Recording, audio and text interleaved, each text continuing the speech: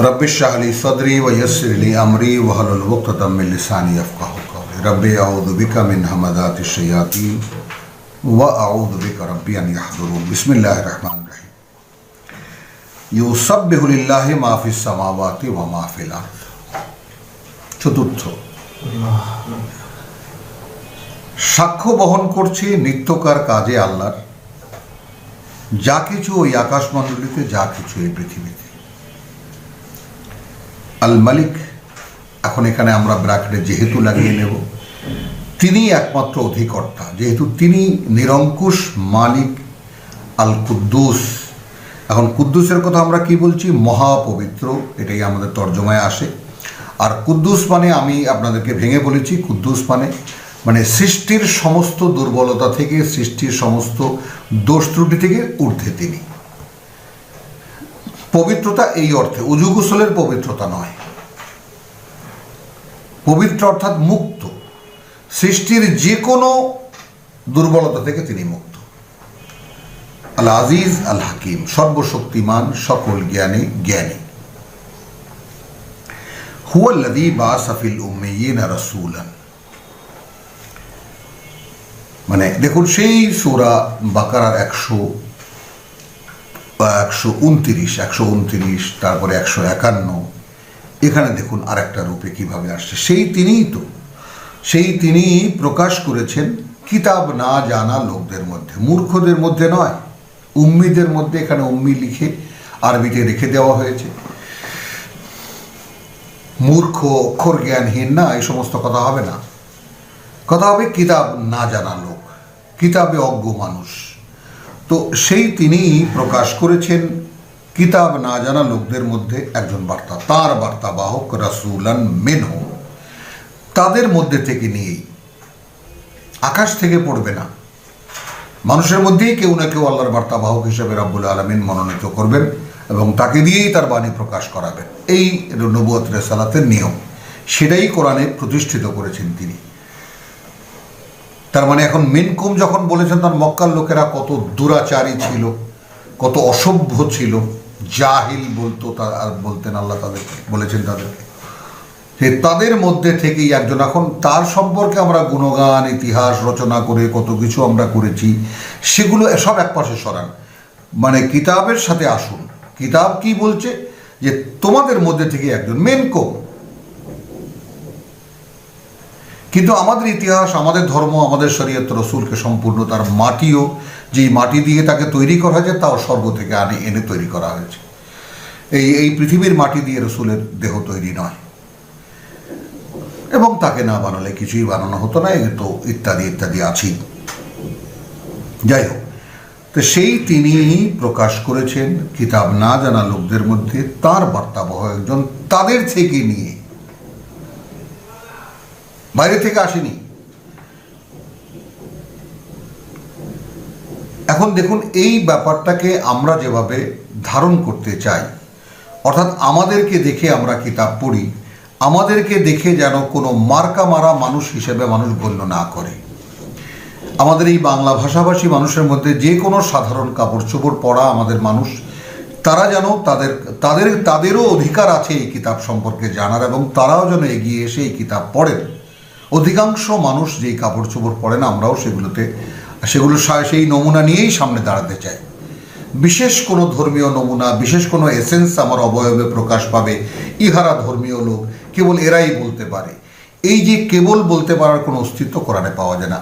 আহবার এবং রুহবান এইমাত্র সূরা তওবা আমরা দেখে এসেছি। আমরা যেমন আমাদের আলেম উলেমা এবং আমাদের পীর দরবেশদেরকে আল্লাহ ছাড়াও মানি, তাহলে তো শিরক হয়ে যায়, যেটা কুফরি হয় এবং যার কোনো ক্ষমা নেই আল্লাহর কাছে। তাদেরকে আল্লাহ পরিচালিত করবেন না। তাহলে সম্পূর্ণ আল্লাহতে মুসলিমুন কেমন করে সম্পূর্ণ সমর্পিত হওয়া যায়, সেই জ্ঞানই দেয় এই কিতাব। এখন খুলে বলছেন যে সেই তিনিই তো তোমাদের মধ্যে থেকেই একজনকে নিয়ে, তোমরা যারা কিতাব জানো না, তাকেই বানিয়েছেন, তাকেই প্রকাশ করেছেন আল্লাহর বার্তাবাহক হিসেবে। ইয়াতলু আলাইহিম আয়াতিহি, তিনি পড়ে শোনান, অনুশীলন করেন তাদের সামনে তার বাণী ও বার্তা। এখন আবৃত্তি করা, অনুশীলন করা, পড়ে শোনানো, এখন একটা ব্যাপার কি, যেমন রসুল স্বয়ং তাহার এবং তাহার আয়াত শোনান, খুব সুন্দর অসাধারণ কৌশল অবলম্বন করেছেন। পড়ে শোনান এই ব্যাপারটা না বলে তাহার আয়াত শোনান, কারণ লিখিত কোনো কিতাব রসুল সাল্লাল্লাহু আলাইহি ওয়াসাল্লামের হাতে ছিল এর কোনো প্রমাণ আমরা পাই না, এবং কোরআনও তার কোনো সাক্ষ্য দেয় না। তার কাছে ওহী আসতো, তিনি তা বলতেন। তাহলে আমরা এটাকে কি বলতে পারি? আবৃত্তি। ঠিক সূরা বাকারার 151-তে যেই কায়দায় আছে, ইব্রাহিম বলেছিলেন যে ওয়াবআস ফীহিম রাসূলাম মিনহুম, মানে তোমার একদম একান্ত তোমার গোলামি করবে এইরকম একটা ধারা তুমি আমার বংশধারার মধ্যে রেখো, এবং তাদের মধ্যে তুমি রসুল পাঠিও যারা বা যে তোমার আয়াত তাদেরকে পড়ে শোনাবে। আমরা এখানে পড়ে শোনা ইয়াতলু আলাইহিম আয়াতিকা, আবৃত্তি করবে তাদের সামনে তোমার বাণী ও বার্তা। ইউআল্লিমুহুমুল কিতাব, এবং শেখাবে কিতাব অর্থাৎ তোমার লিখিত বিধিবিধান, ওয়াল হিকমা, এবং কেন কি জন্য দিয়েছো তা বুঝিয়ে দেবে। ওয়ায়ুযাক্কিহিম, এইভাবে তিনি তাদেরকে পরিশুদ্ধ করবে। কারণ এই পরিশোধনের ব্যাপারটা ইব্রাহিমের ধারণা, তিনি মানুষ, তার ধারণায় এসেছে এইভাবে আল্লাহর আয়াত পড়ে শোনাবে বা আল্লাহর আয়াত শুনবে, শোনার পরে সে কিতাব শেখাবে অর্থাৎ বিধিবিধান শেখাবে, এগুলো অনুশীলন করবে এবং কেন কি জন্য দিয়েছেন তা ভালো করে বুঝবে। এইভাবে মানুষ পরিশুদ্ধ হবে। আল্লাহ সরাসরি কথাটা উল্টে দিয়েছেন 151-তে, কামা আরসালনা ফীকুম রাসূলাম মিনকুম। ঠিক এই কথাটা এখানে বাআসা ফিল উম্মিয়িনা রাসূলান মিনহুম, যেভাবে আমি পাঠিয়েছি একজন বার্তাবাহক তোমাদের মধ্যে থেকেই, ইয়াতলু আলাইকুম আয়াতিনা 151 সূরা বাকারা, সে আবৃত্তি করে তোমাদের সামনে আমার বাণী ও বার্তা, ওয়ায়ুযাক্কিকুম, এবং তোমাদেরকে পরিশুদ্ধ করে। এখন এই পরিশোধনের বিষয়টা আমরা তো নানান ধরনের প্রক্রিয়ার মধ্যে পীরের দরবারে গেলে সেখানে তাজকিয়ায়ে নফসের কত রকমের যে লেসন আছে সেটা সেখানে গেলে দেখতে পাবেন। আর আমাদের এই শরিয়াতেও তাজকিয়ায়ে নফসের ব্যাপারে কত রকমের বিচিত্র কাহিনী এবং অনুশীলন দেন। এই কোরআন যেটা বলছে, কোরআনের ঘোষণা হলো আল্লাহর বার্তা শুনে যারা আগ্রহী হবে যে এটাই সত্য এবং সরাসরি যাদের মনে এই সাড়া দেবে যে এই কথাই তো আল্লাহর কথা। ঠিক একটু আগে সূরা মায়েদার 111 থেকে যেখানে দেখালাম যে ওয়াইদ আওহাইতু ইলাল হাওয়ারিয়িন, আমি ওহী করেছি হাওয়ারিদেরকে যে তোমরা বিশ্বাস আনো আমাতে এবং আমার বার্তাবাহকে। যার সাড়া হিসেবে আল্লাহর পাঠানো রসুল পেলেন কি, মান আনসার ইলাল্লাহ ক্বালাল হাওয়ারিয়ুন নাহনু আনসারুল্লাহ, আমরা আল্লাহর সাহায্যকারী। তার মানে কি দাঁড়ালো? আমরা একেবারে সিম্পল সাধারণ ভাষায় প্রকাশ করতে চাই, যেই কথা শুনলে সরাসরি আল্লাহর চেতনা জাগে মনে, এটাকেই পরিশুদ্ধি বলা হয়। হুয়াল্লাযী বাআসা ফিল উম্মিয়িনা রাসূলাম মিনহুম ইয়াতলু আলাইহিম আয়াতিহি ওয়া ইউযাক্কিহিম, এবং তাদেরকে পরিশুদ্ধ করে, ওয়া ইউআল্লিমুহুমুল কিতাব। এরপর অর্থাৎ আপনার মানসিকতাই যদি তৈরি না হয়, আপনার মানসিকতা তৈরি হওয়া, আল্লাহতে সমর্পিত হওয়ার মানসিকতা তৈরি হওয়াই আপনাকে প্রস্তুত করবে যে এবার আপনি তার আইন কানুন মেনে চলবেন। এখন দেখুন ব্যাপারটা বাস্তবতা কি, আইন কানুন মেনে চলবেন, আয়াত শুনবে, আইন কানুন মেনে চলবেন, কেন কি জন্য দেওয়া হয়েছে। ঠিক ইব্রাহিমের যে বুঝ, সেই বুঝ আমাদের। বিশাল বিশাল অনুশীলন দেওয়া হয়, এগুলো করার পরে যদি আল্লাহ কোনোদিন ক্ষমা করেন তাহলে হয়তোবা, যেমন আরবি শিখতে এসে আপনি উর্দু কি পহলি কিতাব পড়ুন, ফার্সি কি দুসরি কিতাব পড়ুন, তো অমুকের তিসরি কিতাব পড়ুন, তারপরে আপনি নহু সরফ পড়ুন, আর আরবি ব্যাকরণ ভালো করে শিখে নিন, তারপর যদি কোনো দিন আপনার পক্ষে সম্ভব হয় কোরআন বোঝা। মাহাদাল্লাহ। এখন আপনাদের সামনে ছোট্ট একটা নমুনা হিসেবে রাখছি যে আপনাদের কাছে কি মনে হয় এই পড়া শুনলে, কারণ এটা আমার কাছেও স্পষ্ট যে কোরআনের বুঝ আল্লাহ যাকে দেন তাকেই দেন। এখানে একদম পরিষ্কার, আল্লাহু ইয়ারযুকু মান ইয়াশাউ বিগাইরি হিসাব, খালি টাকা পয়সা না। এই কোরআন জীবিকা এবং এই জীবিকা আল্লাহ তাকেই দেন, এবং যাকে দেন কোনো হিসেব করেন না, সে কি জানে কি পারে না। মুহাম্মদ রাসূলুল্লাহ উম্মি ছিলেন, ওয়াত্তাবিউনা রাসূলান নবিয়্যাল উম্মি, তিনি কিতাব জানতেন না এবং বলছেন তুমি ডান হাতে কিছু লিখতে না। হাজারো তো অনুবাদে আপনি দেখতে পাবেন লেখাপড়া জানে না, অক্ষর জ্ঞানহীন এই মোহাম্মদ। তো তার মুখ থেকে কেমন করে এই সমস্ত কথা বেরোলো? তাহলে এটা স্পষ্ট যে এই ওয়াহি, এই কোরআন বা এর বাণী ওয়াহি নির্ভর। আল্লাহ যাকে দিয়ে বলাবেন কেবল তার পক্ষে বলা সম্ভব, যাকে বুঝতে দেবেন কেবল তার পক্ষে বোঝা সম্ভব। এর আগে আপনাকে আল্লাহ বলেছেন যে তোমার প্রস্তুতি আমি দেখব। তো সেই তো কথা, আপনার নিবেদন আল্লাহ দেখবেনই যে আপনি কতটা চান আসলে।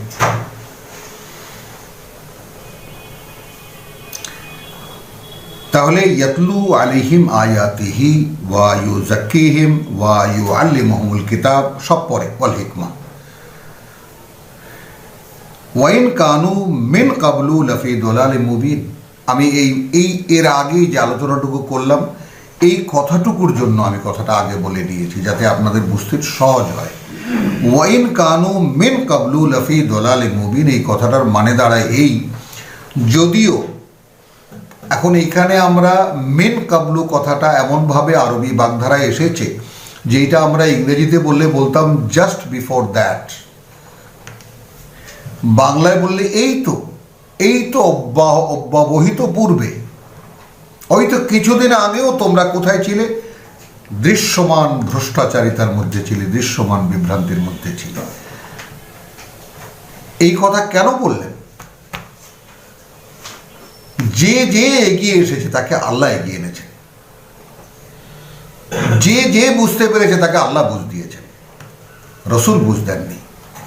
ইন্নাকা লা তাহদি মান আহবাবতা, তুমি যাকে ভালোবাসো তাকে তুমি পথে আনতে পারো না, পথে পরিচালিত করতে পারো না। ওয়ালাকিন ইয়াহদি মান ইয়াশা ইলা সিরাতিন মুস্তাকিম, বরং পথে পরিচালিত করেন যে চায় তাকে আল্লাহ সোজা পথে দিয়ে। তা চাইলেন কতটা, সেটা হলো প্রশ্ন। দেখুন সূরা ফাতিহা, আমরা নামাজ যারা ভাঙাচোরা নামাজও যারা পড়ি তারাও সূরা ফাতিহা পড়ি, কিন্তু সেখানে যে এত বড় সাক্ষ্য সেখানে রয়েছে, যেটা আমি ভেঙে দিচ্ছি আপনাদেরকে, বারবার বলেছি, বারবার অনুরোধ করেছি, সূরা ফাতিহাকে ভালো করে পড়ুন, বুঝে নিন। সূরা ফাতিহার 3.5 আয়াত সালাত, 3.5 আয়াত জাকাত। ওই শতকরা 2.5 টাকা জাকাত, তার কোনো অস্তিত্ব কোরআনে নেই। এটা এখন দ্বিধাহীন চিত্তে বলতে হচ্ছে। একেবারে আল্লাহ তাআলা বলছেন যে একদম মুখ খুলে বল, তো আমি সে আদেশ পালন করতে বাধ্য, যেহেতু আমি কোরআন পড়ি এবং আমি কোরআন পড়ে মানুষকে শোনাই। অতএব আমার কোনো দ্বিধাদ্বন্দ্ব, লা ইয়াখশাউনা ইল্লাল্লাহ, আমি আল্লাহ ছাড়া কাউকে ভয় পাই না। ভয় পেলে আর এইটা আমি পারতাম না। যাই হোক, ইন্না লিল্লাহ পারছি কিনা সেটা তো আল্লাহ দেখছেন, অতটুকু মানে ওয়াকাফা বিল্লাহি শাহিদা, এবং আল্লাহ সাক্ষী যথেষ্ট। তো চেষ্টা করা হচ্ছে এইভাবে। ওয়াইন কানু মিন কাবলু লাফি দালালিন মুবিন ওয়া আখারিনা মিনহুম, আরও রয়েছে তাদের মধ্যে লাম্মা ইয়ালহাকু বিহিম, তারা এখনো এসে তাদের সাথে মিলিত হয়নি, অর্থাৎ এর পরের প্রজন্ম, আমরাও এর মধ্যে এসে যাই। ওয়া হুয়াল আজিজুল হাকিম। আবার দুখানা আয়াত একত্রে তেলাওয়াত করি। হুয়াল্লাযী বাআসা ফিল উম্মিয়িনা রাসূলান, সেই তিনি, অর্থাৎ যার তসবিহ করছে, যার নিত্যকার কাজে সাক্ষ্য বহন করছে, যা কিছু আকাশে, যা কিছু পৃথিবীতে, সেই তিনি। এবার বুঝুন ব্যাপারটা কতটা ব্যাপক আল্লাহর পরিচয়। সেই এত ব্যাপক, সর্বব্যাপী আল্লাহই প্রকাশ করেছেন কিতাব না জানা লোকদের মধ্যে, তার একজন বার্তাবাহক, সে এখন আবৃত্তি করে শোনায় তাদেরকে, তাদের সামনে অনুশীলন করে দেখায় তাদের সামনে তার বাণী ও বার্তা। ওয়া ইউযাক্কিহিম, এবং তাদেরকে পরিশুদ্ধ করে তোলে। ওয়া ইউআল্লিমুহুমুল কিতাব, এবার আপেক্ষিকতা চলে এলো, অর্থাৎ যারা পরিশুদ্ধ হয় তারাই শিখে নেয় বা তাদেরকে শেখান তিনি তার বিধিবিধান। ওয়াল হিকমা, এবং কেন কি জন্য দিয়েছেন তা বুঝিয়ে দেয়। ওয়াইন কানু মিন কাবলু লাফি দালালিন, অথচ এই লোকেরাই কিছু আগে একদম দৃশ্যমান বিভ্রান্তির মধ্যে ছিল। অর্থাৎ এটা একটা বিস্ময়কর প্রেজেন্টেশন যে মক্কার লোকদের কাহিনী আমরা গোটা কোরআনে পড়ে এসেছি এই পর্যন্ত। তাদের যে কুৎসিত জীবন আচরণ, চিন্তা ভাবনা, আমরা যে সমস্ত আচরণ দেখেছি, আমরা সূরা মুমতাহানায় দেখেছি, আমরা সূরা যাকে বলে মুজাদালায় দেখেছি, তো সেই কুৎসিত আচরণের লোকেরা, সেই লোকদের মধ্যে থেকে কেমন করে উঠে এলো এই লোকেরা? তার মানে কথাটার মধ্যে বার্তাটা কি? বার্তাটা তুমি তোমাকে হেয় করে দেখো না, তাই না? ওহে আমার বান্দারা, যারা নিজেদেরকে শেষ করে দিয়েছ, আসরাফু আলা আনফুসিহিম, যারা চরম বাড়াবাড়ি করেছো নিজেদের মধ্যে, লা তাকনাতু মিন রাহমাতিল্লাহ, হতাশ হয়েও না, নিরাশ হয়েও না আল্লাহর করুণা থেকে। তো আমরা যারা, আমাদের দ্বারা এগুলো হবে না, এরকম অধিকাংশ লোকের মুখে আমি শুনেছি, আমার বহু বন্ধু বান্ধব আছে, সমসাময়িক আছে, ভাই তুই এগুলো তুই কর, আমাদের দ্বারা এটা সম্ভব না।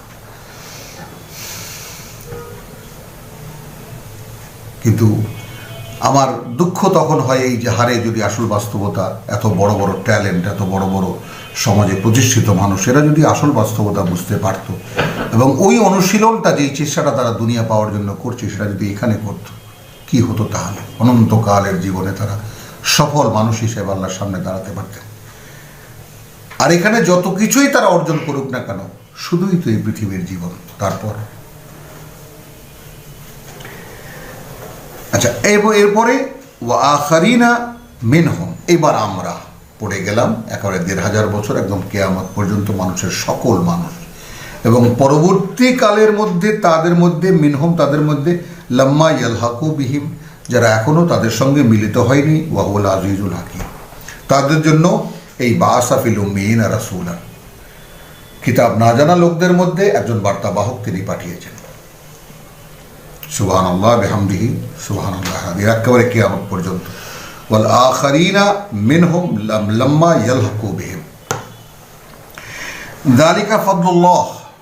এবার জানাচ্ছেন আরেক বাস্তবতা, এইটা আল্লাহর এক অনুগ্রহ, ইউতিহে মান ইয়াশা, তর্জমায় লেখা যে তিনি যাহাকে চাহেন ইহা দান করেন, তার মানে মোহাম্মদ কেন্দ্রিক কথাটা রয়ে গেছে, কিন্তু এখানে যে এই কোরআনের আয়াতে যে বাস্তবতার প্রকাশ ঘটেছে, যে হুয়াল্লাযী বাআসা ফিল উম্মিয়িন, আগে আর ধরুন উম্মিয়িন, বিশাল একটা শ্রেণী যারা কিতাব জানে না, তাদের মধ্যে তিনি প্রকাশ করেছেন তার একজন বার্তাবাহক, সে তাদেরকে আবৃত্তি করে শোনায়, আবৃত্তি করে তার বাণীয় বার্তা। তাহলে একজন লোক হয়ে গেল ইনি রাসূল। বাকিদেরকে আপনি সাবজেক্ট থেকে বাদ দিলেন কেমন করে? কারণ ওই যে আমাদের তাকে না বানালে কিছুই বানাতেন না, ওই যে মাথার মধ্যে ঢুকে আছে আমাদের মুরব্বীদের, ওই জন্য সব জায়গায় ঘুরিয়ে ফিরিয়ে ওই মোহাম্মদ, ঘুরিয়ে ফিরিয়ে ইয়া মোহাম্মদ, ঘুরিয়ে ফিরিয়ে হে মোহাম্মদ, ঘুরিয়ে ফিরিয়ে হে রসুল। মানে এই কথা আল্লাহ বলেছেন রসুলকে, এরপর আর কারোকে বলেননি। অথচ গোটা কোরআনে রসুল একজন মানে বার্তাবাহক, অর্থাৎ তার জবানিতে তিনি এই সমস্ত বার্তাগুলোকে প্রকাশ করেছেন বটে, কিন্তু সব কথা আমাদের জন্য। তো এই যে সম্পূর্ণ উল্টো করে কোরআনের প্রকাশ, আলহামদুলিল্লাহ সুম্মা আলহামদুলিল্লাহ, এটা দিয়েই আমাদেরকে আল্লাহ শিক্ষা দিয়েছেন। এই জন্য কৃতজ্ঞ আমাদের মুরব্বীদের কাছে, এবং কৃতজ্ঞতা তাদের কাছেও, কারণ তারা একটা অষ্টে বৃষ্টে বন্দী ছিলেন, তারা একটা পরিবেশের কাছে। ওয়া আখারিনা মিনহুম লাম্মা ইয়ালহাকু বিহিম ওয়া হুয়াল আজিজুল হাকিম, একেবারে কিয়ামত পর্যন্ত এটা পরিব্যাপ্ত। যালিকা ফাদলুল্লাহ, এইটা আল্লাহর একটা অনুগ্রহ, ইউতিহে মান ইয়াশা, এটা তিনি দেন, তিনি দান করেন, তিনি দেন মান, তাকে, ইয়াশা, যে চায়।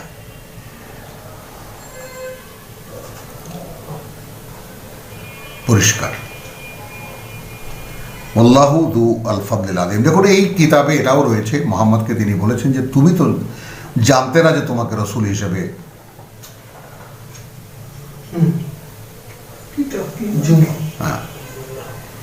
তাই না?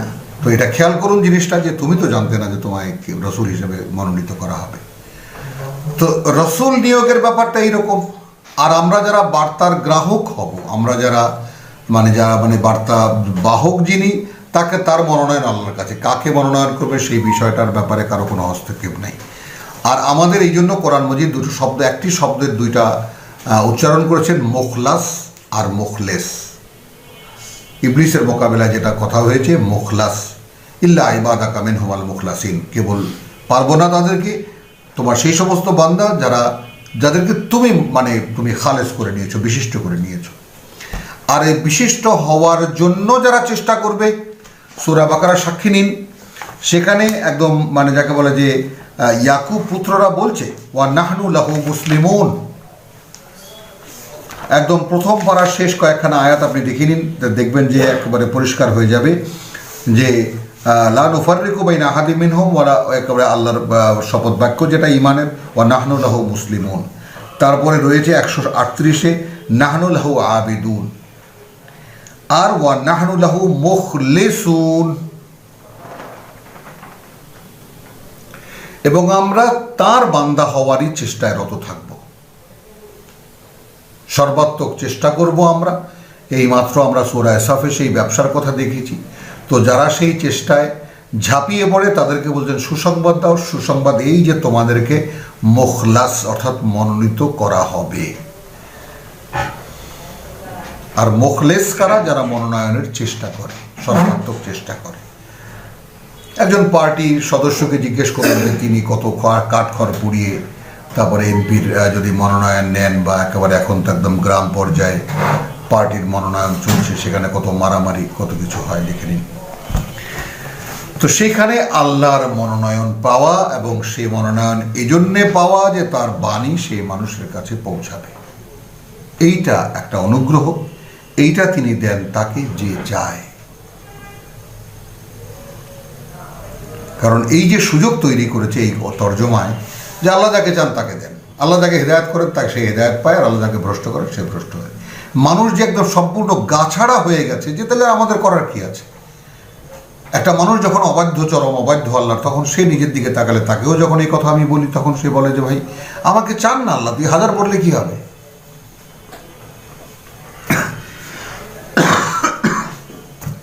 আল্লাহ চাইলে আমি এগুলো করতে পারি?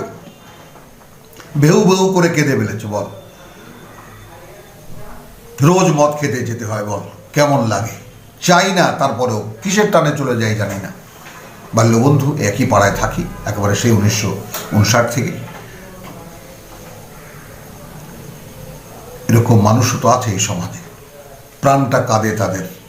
কিন্তু মনোনয়নটা যে তার ইচ্ছাধীন, অর্থাৎ সে যে চেষ্টা করে বর্তমান যে কর্মে সে বড় সুনাম অর্জন করেছে, ওই কর্মটুকু সে এইখানে করলে আল্লাহর কাছে মুখলাস হয়ে যেতেন। কত কষ্ট ক্লেশ করে মানুষ একটা ব্যবসা প্রতিষ্ঠান দাঁড় করায়, ইন্ডাস্ট্রি করে, গ্রুপ অফ ইন্ডাস্ট্রি করে, কত সাধনা করে বড় বড় সাধক চলে যাচ্ছেন পৃথিবী থেকে। এখন বিরাট বিরাট গ্রুপ অফ ইন্ডাস্ট্রি, বিরাট বিরাট প্রতিষ্ঠান তারা রেখে গেছেন, ভোগ করছে তাদের সন্তানরা। এই চেষ্টাটা যদি তারা এই খণ্ডকালীন এই কয়েক মুহূর্তের জীবনের জন্য না করে যদি অনন্তকালের জীবনের জন্য করতেন, কি হতো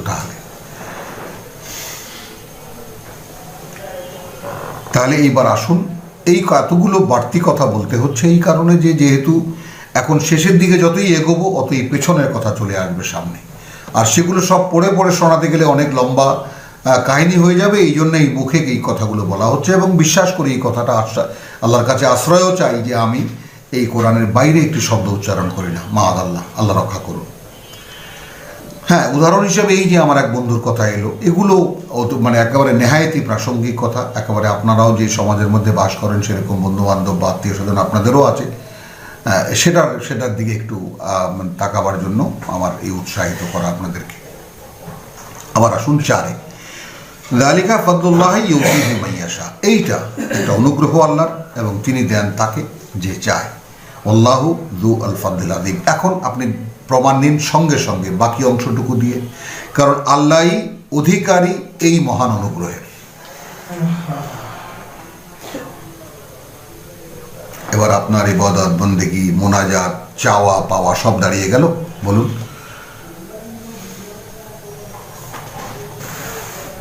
এবার পরবর্তী তুলনাটুকু দেখুন।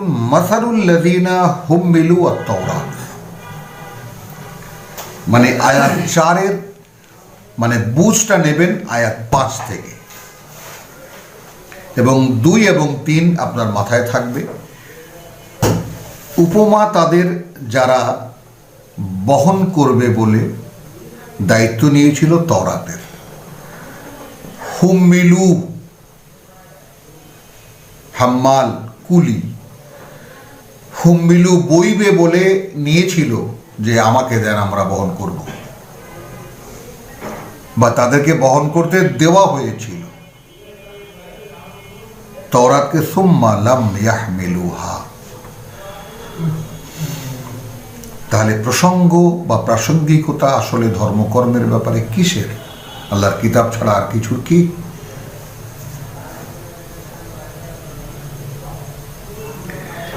উপমা তাদের যারা বহন করবে বলে নিয়েছিল বা বহন করবে বলে দেওয়া হয়েছিল আর তাওরাত, আমাদের আগের কিতাব, সুম্মা লাম ইয়াহমিলুহা, কিন্তু তারা সেটাকে বহন করেনি। তা মানে বহন করবে বলে নিয়েছিল তা, কিন্তু তারা তা বহন করেনি। আমাদের অবস্থা, কিতাব তো যথারীতি রয়েছে, যেখানে এখন যদি ইহুদিরা বলে যে এখন কিতাব তো শুদ্ধ নয়, আমরা কেমন অনুসরণ করব? এখন তাদেরকে তো বলেই দেওয়া হয়েছে মায়েদার 48-এ, চলে আসো কোরআনে, এখানে তোমাদের কিতাবের সব কথা বিশুদ্ধ পাবে।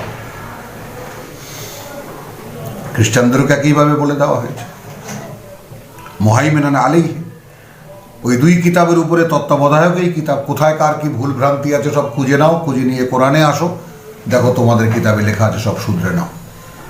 মুসলিমদের কি করার কথা ছিল? মুসলিমদের করার কথা ছিল তারা এই কিতাব অধ্যয়ন করবে, পড়বে, বুঝবে, কালের সঙ্গে মোকাবেলা করবে, কালের বোধ বুদ্ধির সঙ্গে, এ কালের ইন্টেলেক্টের সাথে এরা মানে যাকে বলে যে চ্যালেঞ্জ করবে।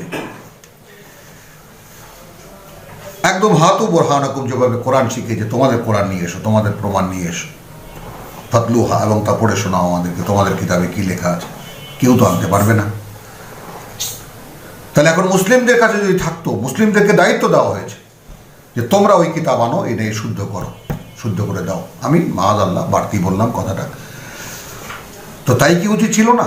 যেখানে স্বীকৃতি দিয়েছেন আল্লাহ ওই কিতাবেরও এবং সেই কিতাবেরও, ওই জাতিরও এবং সেই জাতিরও, অর্থাৎ ইহুদি এবং খ্রিস্টানদেরকে বলে কুল্লিন যে আল্লাহ মিনকুম, মানে শিরা আতান ওয়া মানহাজান, সূরা মায়েদা আয়াত 48, এবং তোমাদের প্রত্যেকের জন্যই একটা সমাজ পরিচালনা পরিকাঠামো এবং তার মানে যাকে বলে যে সে অনুযায়ী চলার যে নিয়মটা দেওয়া হয়েছে, মেনহাজ, শরিয়ত এবং মানহাজ, পালন পদ্ধতি।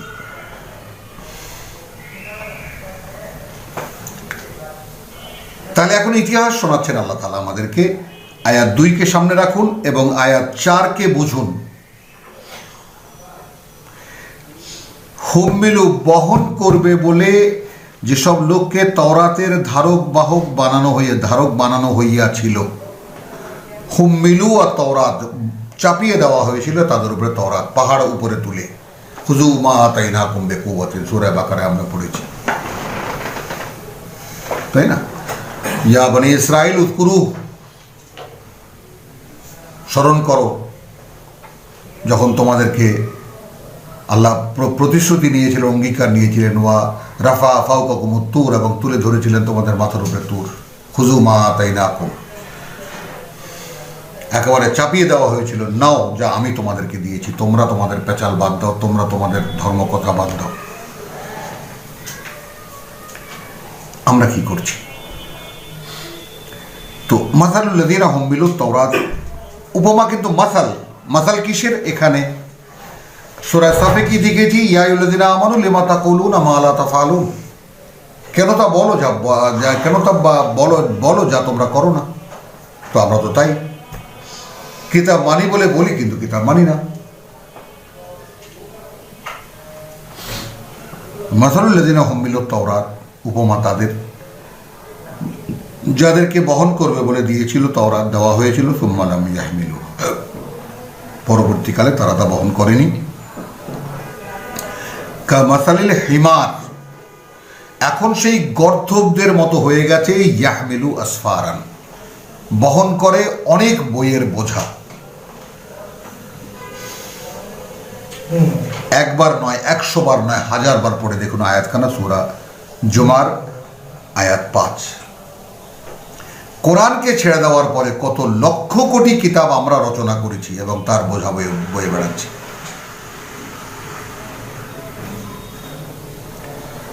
বিসা মাসালুল কওম, জঘন্য এই জাতির উপমা, আল্লাযীনা কাযযাবু বিআয়াতিল্লাহ, যারা অগ্রাহ্য করে আল্লাহর বাণী ও বার্তা, আল্লাহর আয়াত, মিথ্যা প্রতিপন্ন করে দিয়েছে, তাদের কিতাবাদি লিখেছে এইটা কোনো কাজের না।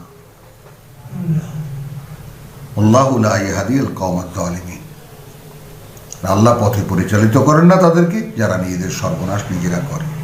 কুল ইয়া আইয়ুহাল্লাযীনা হাদু, বলো তাদেরকে, ওহে যারা ইহুদি হয়েছো। হাদু তার মানে ইহুদি বলে কোনো জাতির নাম আল্লাহ দেননি, নিজেরা হয়েছে।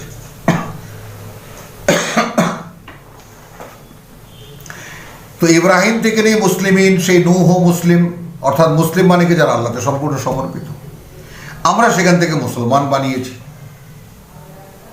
ইহুদিরা ইহুদি হয়েছে, খ্রিস্টানরা খ্রিস্টান হয়েছে, তারা এগিয়ে এসে বলেছে নাহানু আনসারুল্লাহ, আমরা আল্লাহ সাহায্যকারী, ওই অনুযায়ী তারা নাম ধারণ করেছে আমরা নাসারা, তার মানে আমরা খ্রিস্টান। তো খ্রিস্টান কি? কালাতুল ইয়াহুদ উযাইর ইবনুল্লাহ ওয়া কালাতুন নাসারা মাসীহ ইবনুল্লাহ। ইহুদি মানে যারা উযাইরকে আল্লাহর পুত্র জানে, আর নাসারা মানে যারা ঈসাকে আল্লাহর পুত্র জানে।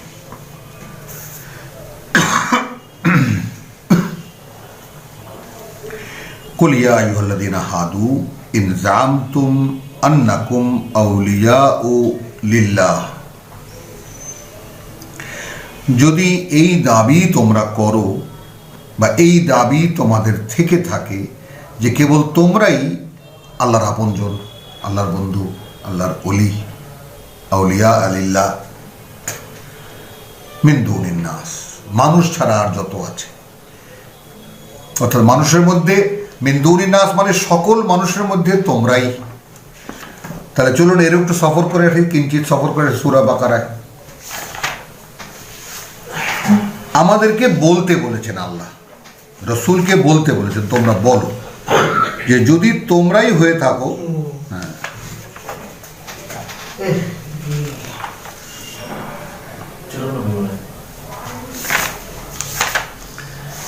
আলহামদুলিল্লাহ আলহামদুলিল্লাহ। কুল ইন কানাত লাকুমুদ দারুল আখিরাতু ইনদাল্লাহি খালিসাতান মিন দুনিন নাস,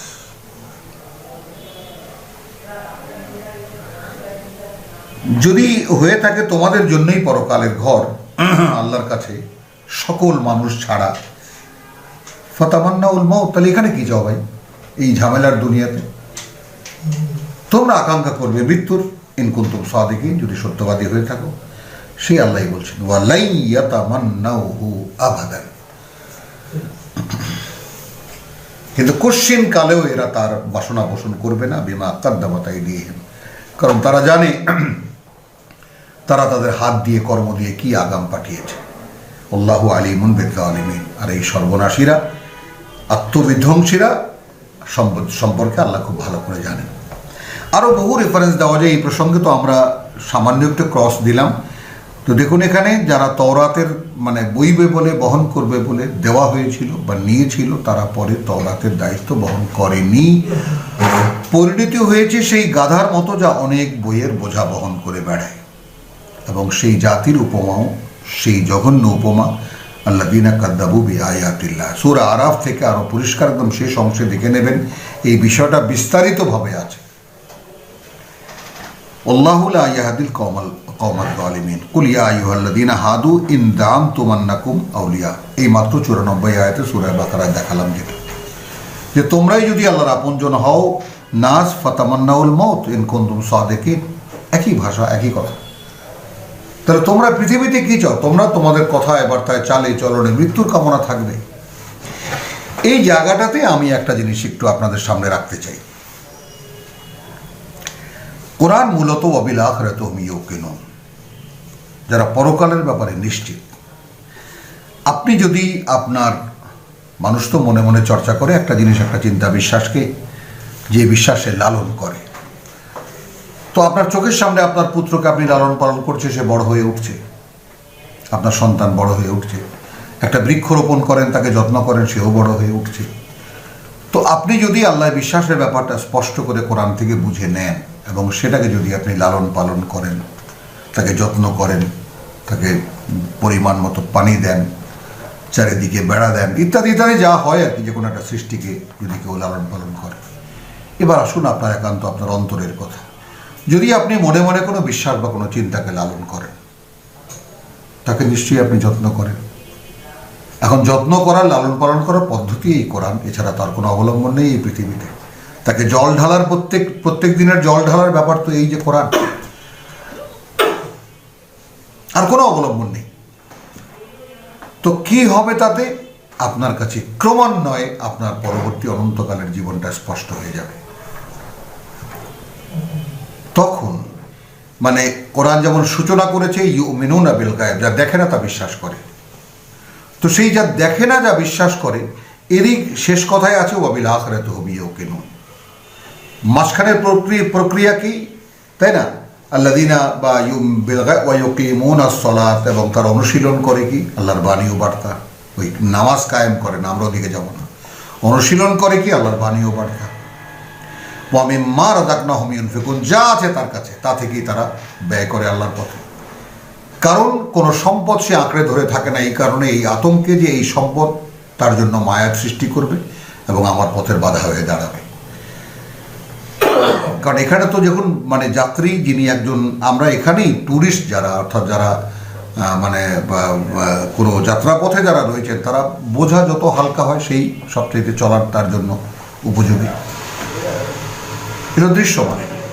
তো এই জন্যেই যারা পরকালের যাত্রী যারা, তারা তাদের সমস্ত এই পার্থিব বোঝা যত আছে সব মাথা থেকে কতটা লাঘব করতে পারে সেই সবসময় এই ব্যাপারে হচ্ছে সচেষ্ট থাকে। তখন গিয়ে হয় যে আপনার ঠিকানা যেটা পরকাল, সেই পরকাল আপনার কাছে স্পষ্ট হয়ে যাবে। ওয়ালা ইয়াতামান্নাহু আবাদান, সেই সূরা বাকারার মানে যাকে বলে যে 94 এবং 95-তে, কোশ্চিন কালও এরা চাইবে না, বিমা কাদ্দামাত আইদিহিম আল্লাহু আলিমুন বিয-যালিমিন। কুল ইন্নাল মাউতা আল্লাযী তাফিররুন। আমাদেরকে দেখুন, এই আয়াত পড়ুন আর নিজেকে আয়নায় দেখুন, নিজের মনের আয়নায়। সেই যে মৃত্যু যা থেকে তোমরা পালিয়ে বেড়াতে, মিনহু তা থেকে, ফাইন্নাহু মুলাকীকুম। আচ্ছা, এটা তো নিশ্চিত যে সেই মৃত্যু তোমার সাথে এসে দেখা করবে। অ্যাপোলো বানিয়েছো, তুমি এটা বানিয়েছো, ওই হাসপাতাল বানিয়েছো, সে হাসপাতাল বানিয়েছো, এয়ার অ্যাম্বুলেন্স বানিয়েছো, কিছুতেই তোমরা মারবে না, কোনো মানুষকে মরতে দেবে না। ভ্যাকসিন বানিয়ে রেডি, একদম করোনাকে বুঝিয়ে দেবে, হ্যাঁ বেটা তোকে কিছু ভয় পাই না আমরা। সে এসেছে 200-300 রকমের রূপ বদল করে এখন একটু রেস্ট নিচ্ছে। মোটামুটি কম তো খায়নি, 22-23 লাখ মোটামুটি তার আহারে গেছে। এরপরে আবার কিছুদিন স্থগিত হবে, আবার ছাড়া দেবে, এবং সে আশঙ্কা অনেকেই প্রকাশ করছেন নানানভাবে। আর আমরা 10 মাস আগে শুরুতেই আমরা বলেছিলাম যে এই কিন্তু যাওয়ার জন্য আসেনি, সেটা কোনো আমাদের আগাম বার্তা ছিল না। এই কোরআনের ছাত্র হিসেবে ওটা একটা অধিকার বলতে পারার, যে আল্লাহ এরকম বালা দিয়ে থাকবেন, কারণ আমরা এটা বারবার ঘোষণা করছি। এখন কোরআন একটা চারিদিকে কোরআন পড়ার একটা হিড়িক পড়ে গেছে। এই চেতনা জাগাবার জন্য রব্বুল আলামিন একটা মহামারী দেন গোটা পরিবেশে। তো কুল ইন্নাল মাউতা আল্লাযীনা তাফিররুন মিনহু, যা থেকে পালিয়ে বেড়াতে তোমরা, ফাইন্নাহু মুলাকীকুম, সে তো তোমাদের সাথে এসে দেখা করবে। সুম্মা তুরাদ্দুনা ইলা আলিমিল গায়বি ওয়াশ শাহাদা, তারপর তো নিয়ে হাজির করানো হবে, ফিরিয়ে নেওয়া হবে তোমাদেরকে, যিনি সর্বজ্ঞাতা দৃশ্য এবং অদৃশ্যের, ফায়ুনাব্বিউকুম, অতঃপর তিনি তোমাদেরকে বলে দেবেন বিমা কুনতুম তা'মালুন, সেই সব যা তোমরা করতে। ইয়া আইয়ুহাল্লাযীনা আমানু, এই কথাটুকু অর্থাৎ এই 8খানা আয়াত আপনাকে মনে রাখতেই হবে এই 3খানা আয়াত বোঝার জন্য। এর আসল আবহ আমরা যা জানি সেটাকে বাদ দেবেন।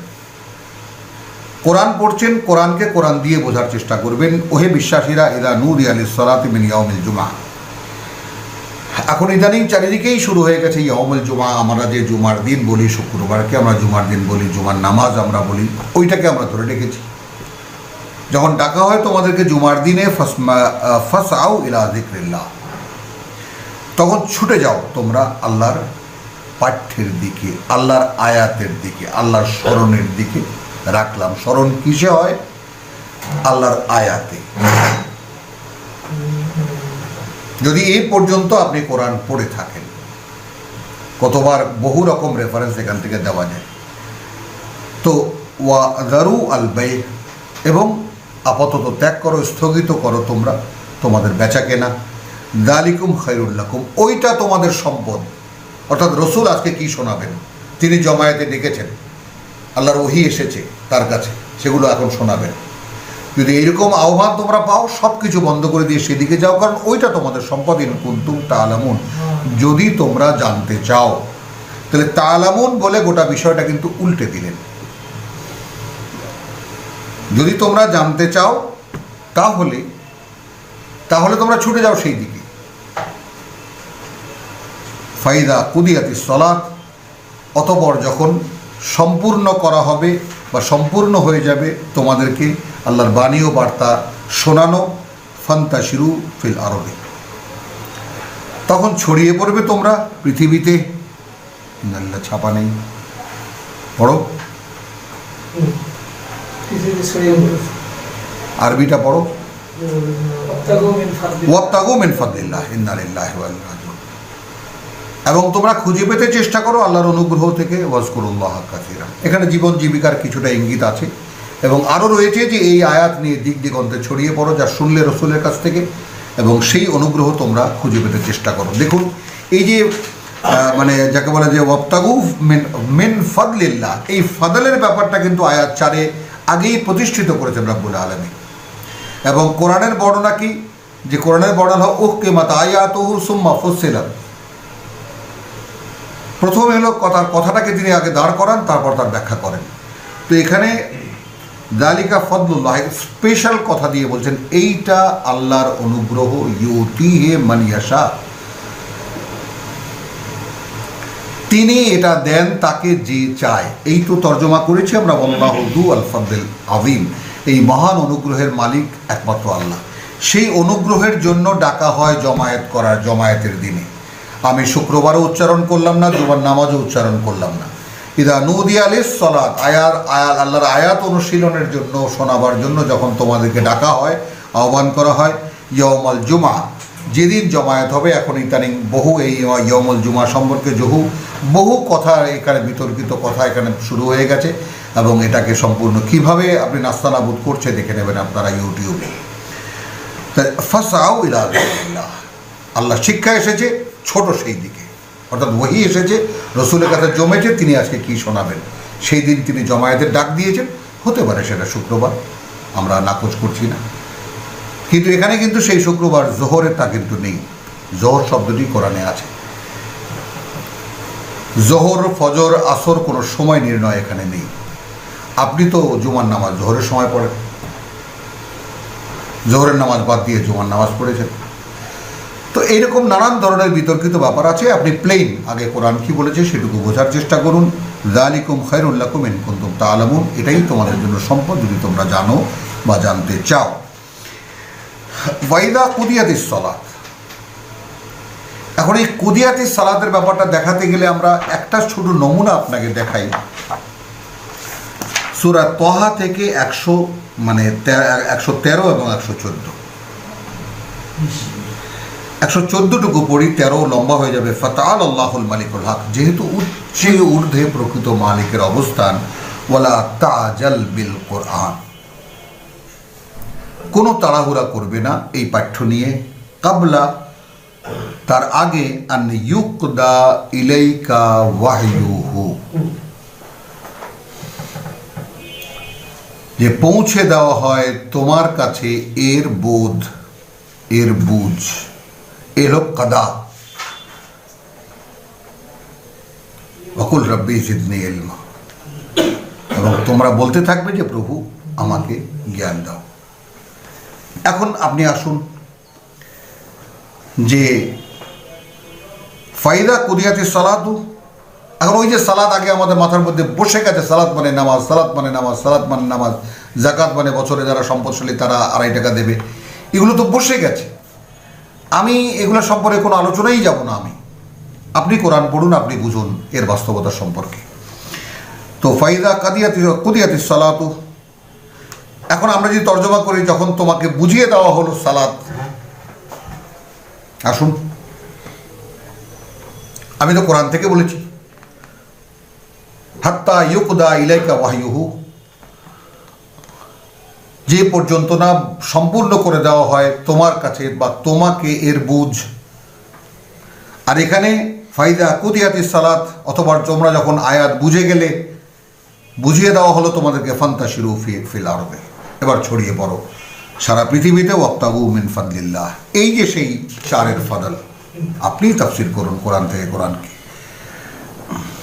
ইউতিহি মান ইয়াশা, এবং সেটাকেই দেখুন, আয়াত 2 দেখুন, 3 দেখুন। আলহামদুলিল্লাহ। ওয়াজকুরুল্লাহ কাসীরান লাআল্লাকুম তুফলিহুন, সূরা আহজাবে চলে যাবেন এবং স্মরণ করো আল্লাহকে, এবং রিসালাতের কাজ যেটা সেটাই বুঝিয়ে দেওয়া হয় যেন তোমরা সফল হতে পারো। এখন এর মোকাবেলায় যে আয়াতখানা, সূরা জুমার শেষ আয়াত গোটা বিষয়টা স্পষ্ট করে দেয়। ওয়াইদা রাআউ তিজারাতান, এখন এই লোকেরা তোমার কাছে সালাত শুনতে তো এলো, কিন্তু সেই সময় এসে যখন দেখলো যে ব্যবসা আও লাহবান, অথবা ডুগডুগি বাজিয়ে আনন্দ বা যাত্রা পার্টির ঘোষণা করা হচ্ছে, ইনফাদ্দু ইলাইহা, ছুটে গেল সেই দিকে। সিরিয়া থেকে কাফেলা আসতো, উটের কাফেলা আসতো, যেমন এই জিনিসটা আপনারা তো দেখেননি, আমরা ছোটবেলায় দেখেছি যে আমাদের নদী নালায় বা খালের মধ্যে যখন আসতো বেদেদের পার্টি বা বিভিন্ন দোকান, ওই চুঙায় ঘোষণা করতো আর এই জিনিস নিয়ে দোকান এসেছে, বা মাথায় ঝাঁকি নিয়ে মানে পাড়ায় পাড়ায় অমুকের দোকান, আব্দুলের দোকান, রহমানের দোকান, দোকানপাট তো আর গ্রামে গঞ্জে ছিল না, এইগুলোই ছিল আমাদের দোকান, শৈশব কৈশোরে দেখেছি আমরা। তো উটে করে সেই সিরিয়া থেকে, দামেস্ক থেকে মালামাল আসতো, এবং সেই মালামাল ব্যবসা সেখান থেকে হোলসেলে কিনে নিয়ে কোনো ফুটপাতে বসে যেত, অথবা রিটেল বিক্রি করতো। এটা যখন দেখতে পেল, আর কি সেই সময় আসতো আবার অমুক যাত্রা পার্টি আসছে, অমুক নাচিয়ে আসছে, অমুক গাইয়ে আসছে, অমুক মানে যাকে বলে যে কবি আসছে সিরিয়া থেকে তোমাদের কবিতা শোনাবে। লাহওয়ান ইনফাদ্দু ইলাইহা, কে সাক্ষী দিচ্ছেন ভাই? বলছেন কে? বক্তাকে, স্বয়ং সৃষ্টিকর্তা। যখন ডাকা হলো তোমাদেরকে, তখন তোমরা যাও সব কিছু ত্যাগ করে। এসেছে তাও দেখালেন আল্লাহ, নির্দেশ করলেন যদি বুঝে গিয়ে থাকো তাহলে এবার ছড়িয়ে পড়ো সারা পৃথিবীতে, বা মানে দেশের মধ্যে ছড়িয়ে পড়ো, যেখানে যে জানে না তাকে জানাবার জন্য। এবং আল্লাহর যে অনুগ্রহ, যেটা তুমি পেতে চাও সেই প্রতিজ্ঞা, যে চায় তাকে কিন্তু দেয়। আর তুমি কি সেই অনুগ্রহ চাও? আয়াত 4 অনুগ্রহ, তাহলে তুমি শুনলে রসুলের মুখ থেকে, যাও এবার ছুটে যাও, মানুষের কাছে পৌঁছাও। বাস্তবতা দেখাচ্ছেন যখন এলো, তুমি বলছিলে, দেখুন কিভাবে এটা আমরা আগাম বললাম, ওয়াইদা রাআউ তিজারাতান আও লাহওয়ান, অথবা কোনো বিনোদন, কোনো ব্যবসা, ইনফাদ্দু ইলাইহা, সকলে ছুটল সেই দিকে, ওয়া তারাকুকা কায়েমান, রসুলকে স্বয়ং প্রেক্ষিত বুঝিয়ে দিচ্ছেন সৃষ্টিকর্তা প্রতিপালক, তোমাকে একা দাঁড় করিয়ে রেখে সবাই চলে গেছে। কোনো ব্যতিক্রম তো নেই এখানে, আলী যায়নি, ওমর যায়নি, আবু বকর যায়নি, এর কোনো ব্যতিক্রম তো নাই। ইল্লা কালিলাম মিনহুম, তাও তো বলা হয়নি, সকলেই তো তখন ছিলেন উপস্থিত। ইনফাদ্দু ইলাইহা ওয়া তারাকুকা কায়েমান, আর তোমার একাকে দাঁড় করিয়ে রেখে গেল।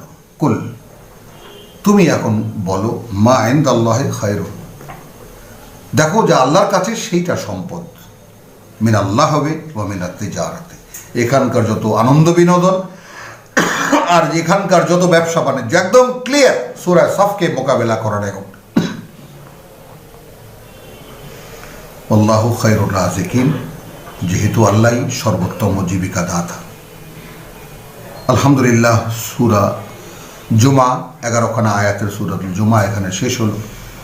রব্বানা আমান্না বিমা আনজালতা ওয়াত্তাবানা রাসূল ফাকতুবনা মা শাহিদিন ওয়া মা আলাইনা ইল্লাল বালাগ ওয়া মা তাওফীকি ইল্লা বিল্লাহ।